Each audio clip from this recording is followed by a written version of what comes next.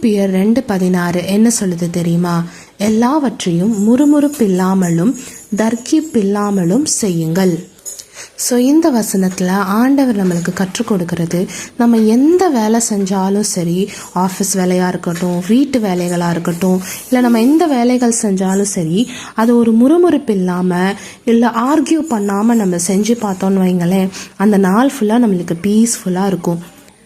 நம்ம ஒரு சில நேரங்களில் வேலை செய்யும் போது, இந்த வேலை நான் ஏன் செய்யணும், ஏன் நீங்கள் செய்யக்கூடாதா, இப்படி நம்ம நிறைய ஆர்கியூ பண்ணி செய்கிறோம். இல்லை நிறைய முறுமுறுப்போட நம்ம செஞ்சுக்கிட்டே இருக்கோம், இப்படி நம்மளை செய்ய வைக்கிறாங்களே, இப்படி பண்ணுறாங்களே அப்படின்னு சொல்லிட்டு.